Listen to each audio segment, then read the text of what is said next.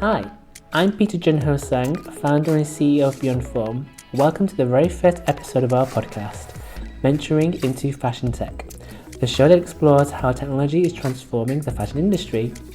In this episode, I'm joined by my colleague and co-host, Ruzive, as we discuss exactly what is fashion tech and what it means for fashion professionals, entrepreneurs, and consumers now and in the future.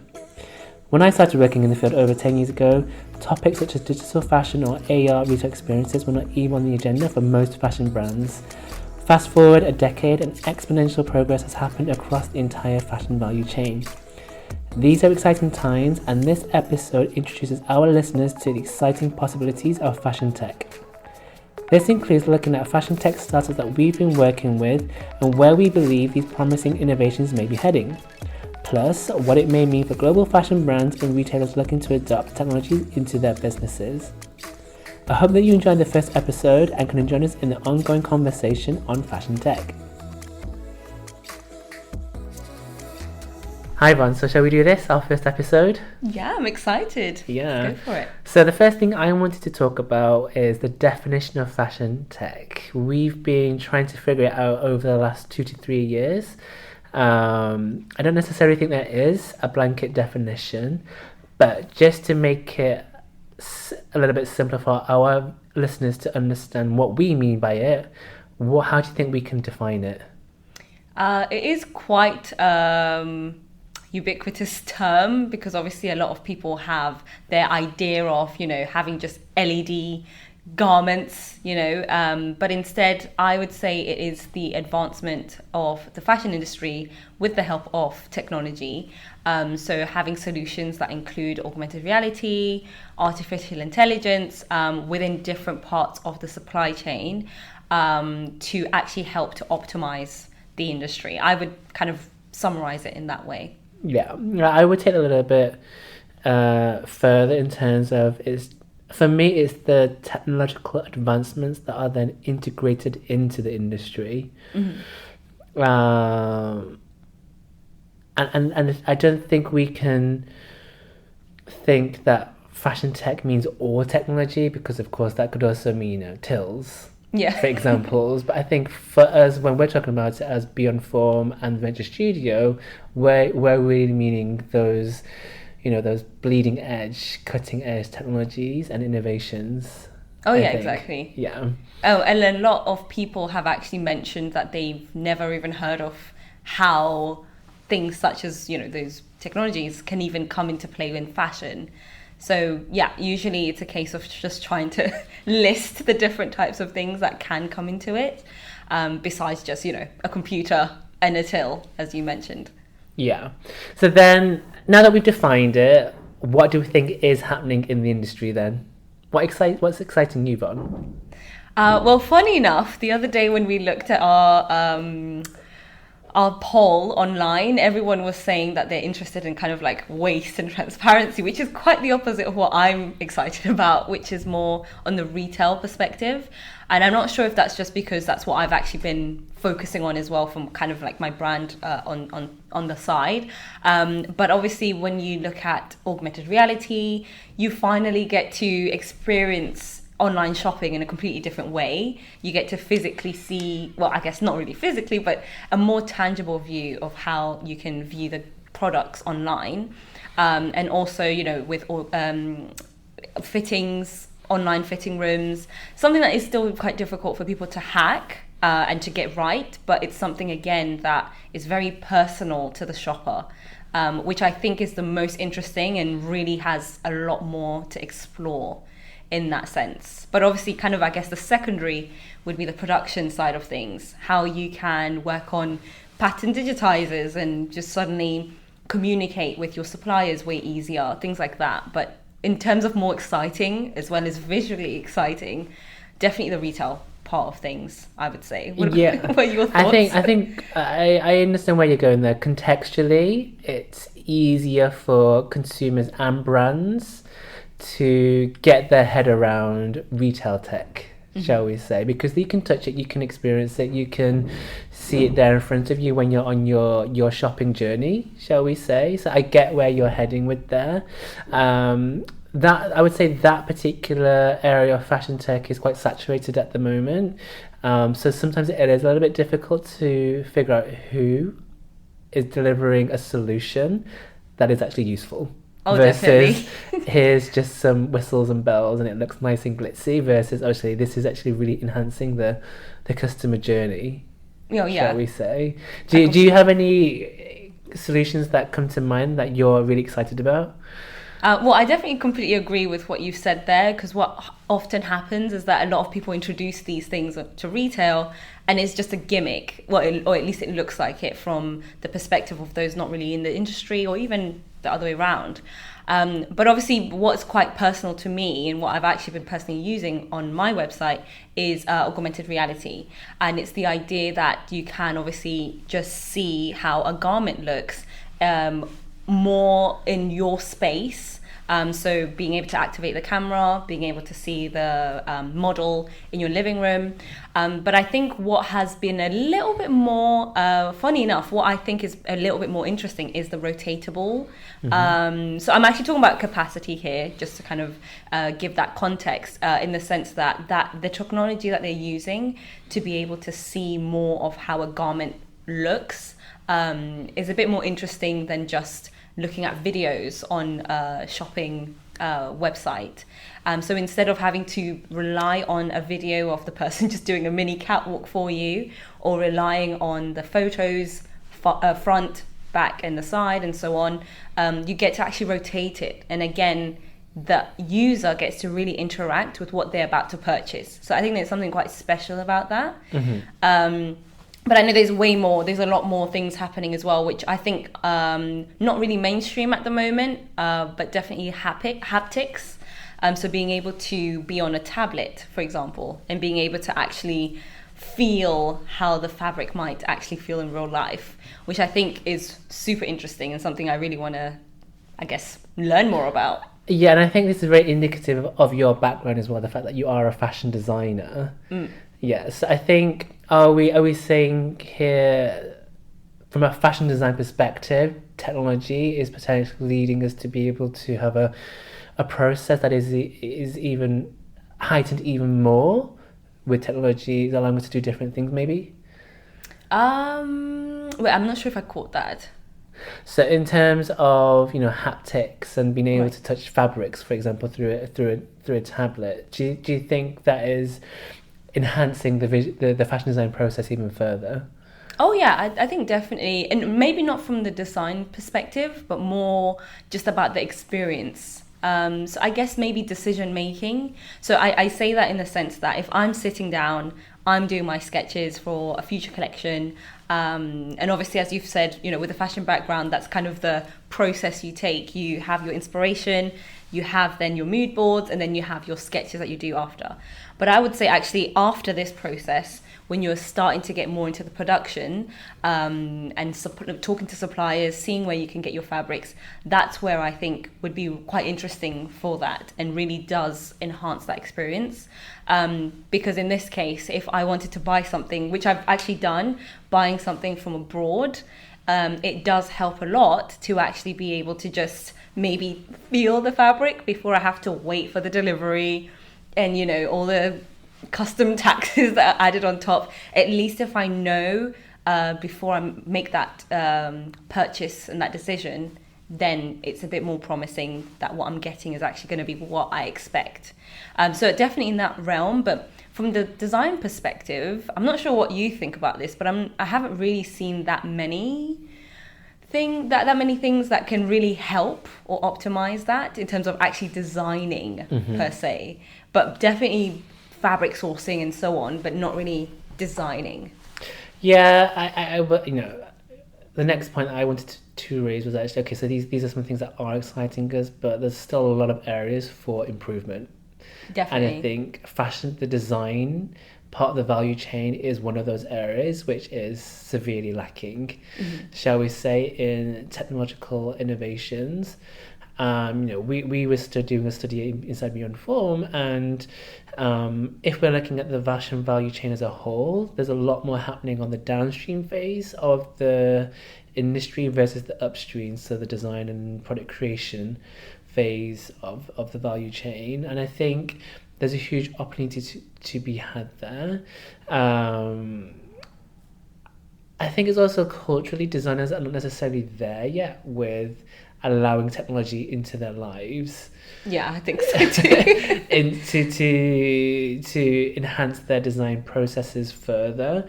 However, I do think there's opportunity that just with simple things like a designer really objectively looking at their design, saying, okay, is this going to work? So, for example, we've been working with T Fashion over the last 2 years now, which is an AI trend forecasting platform. And I think if designers can use such a very simple tool, actually, just to help them create design decisions, will take us a little bit further. As much as I love WGSN and what they are doing, it's not necessarily transforming the design process, shall we say, with more objectivity versus subjectivity. I don't know what you think there. No, I definitely agree with that, because it is really based on, obviously, whatever research and everything that they've compiled. But as you've mentioned, T Fashion, it's a case of them offering a little bit more of a personalized research, so that the individual can, or I guess the brand or corporate, whoever wants to collaborate with them, is able to see this feed from Instagram, and then obviously all the data taken from that. And then as the individual, it's like, okay, this is where kind of your customers are heading and what you should kind of start targeting as well. So I think that personalization is definitely very key in terms of fashion tech. Yeah. And what I really love about the T Fashion solution is that it's just taking it to a whole nother level. The initial platform where you can get trend reports, really targeted by their age and demographics and the location of a trend forecast report is obviously really useful. But then taking that to the next level with generative design. Now, I'm not saying that we're going to be replacing fashion designers with robots, and not in a way, shape or form, but I do think that designers are going to be able to use robots in a more instrumental way to help them with the designing of collections, especially in an age where consumers are are definitely expecting more designs, more collections at a faster speed. And unfortunately, that is happening because of fast fashion. Exactly. And therefore, everyone's sensations are heightened of, I want new designs, I want fresh designs now instantly, and I want to wear it tomorrow type of thing. So it's about also how, culturally, how can we help the fashion designer in the future as well. I do think. Definitely. I have definitely seen that change over the last 20 years since I started training in the fashion design field.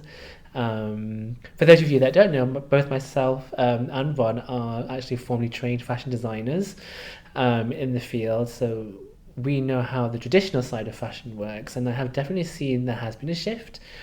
I would say that technology is coming into the fore, but there's still so much potential there to be had. Definitely. I would say.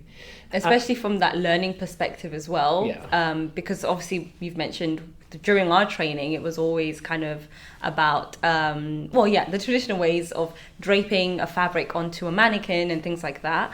The usual sketching on paper, which is obviously all still relevant. But I know that some places are starting to teach other technologies, such as, I guess, Code 3D, and obviously even at IFA Paris, they also teach DC Suite as well, which is all about digital design and how to get results way quicker.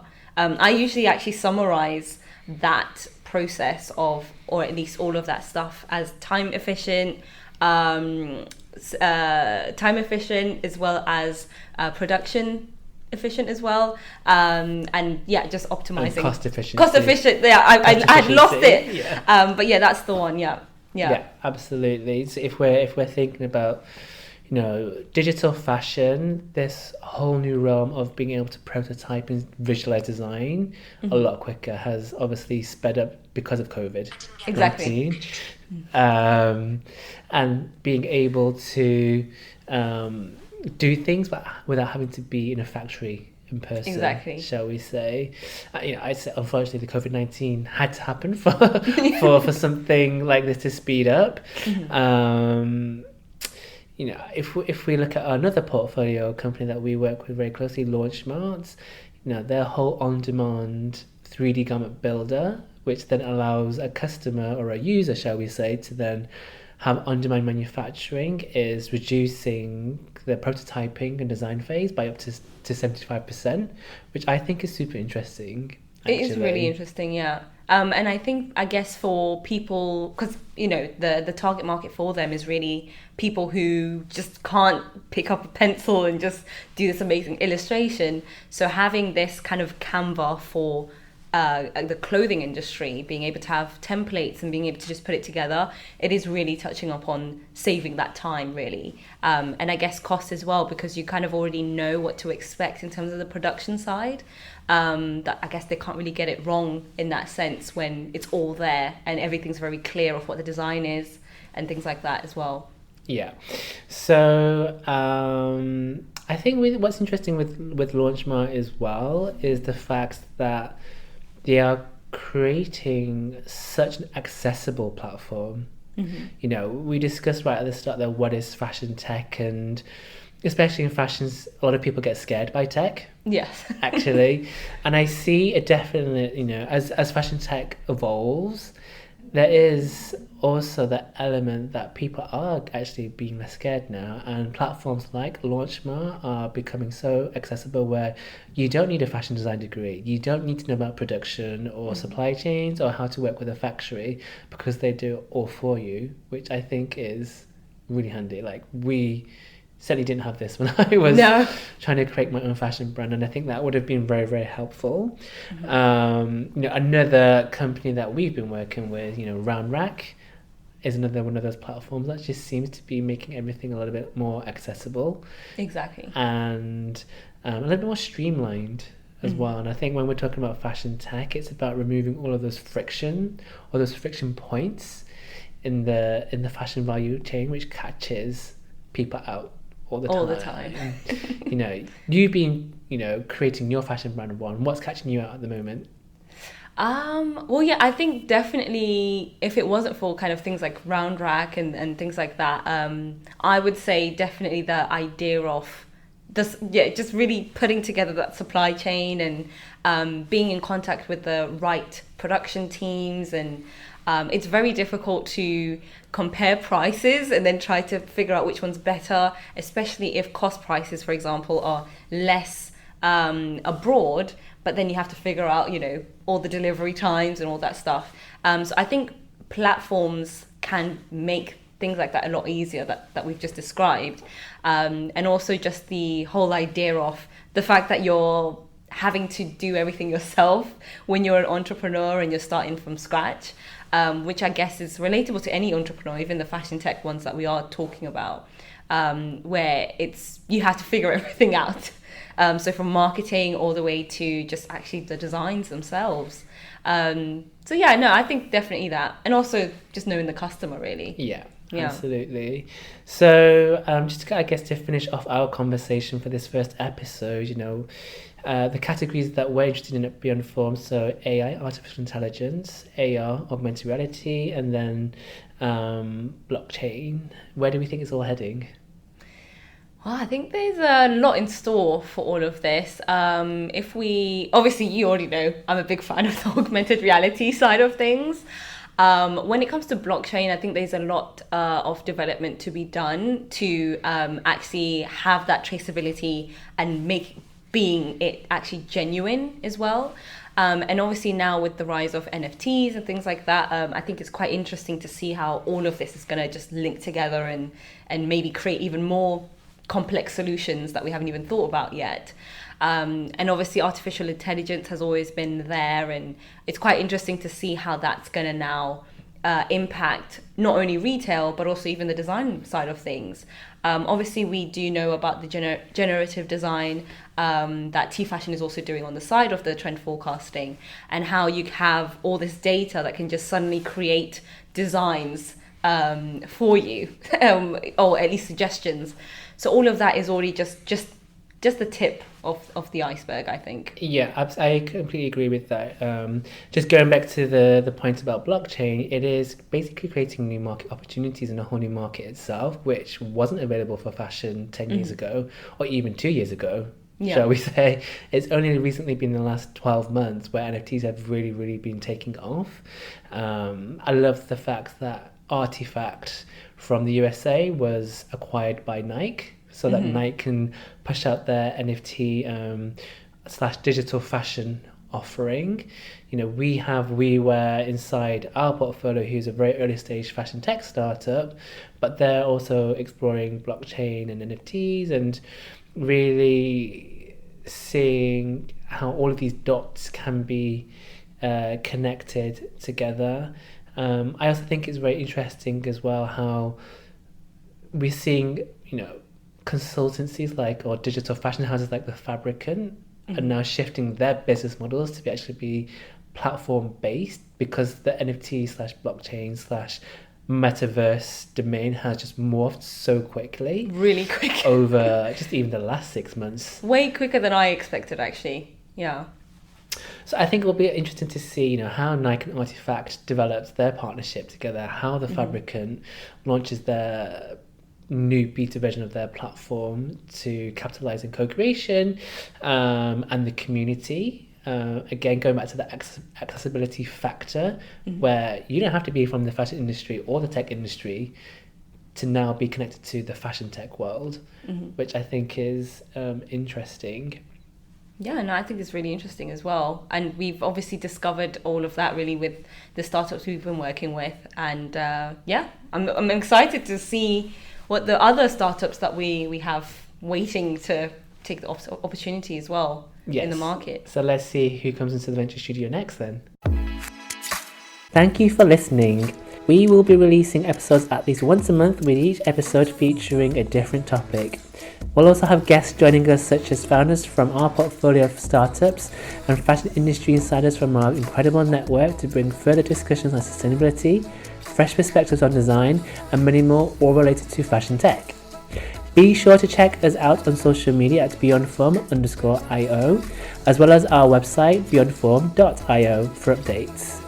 Beyond Form brings human and financial resources together to launch and scale early stage fashion tech startups with ambitious founders. We hope to potentially see some of you joining our Venture Studio very soon. Don't forget to drop us a line if you'd like to hear us talk about a specific topic. Until next time.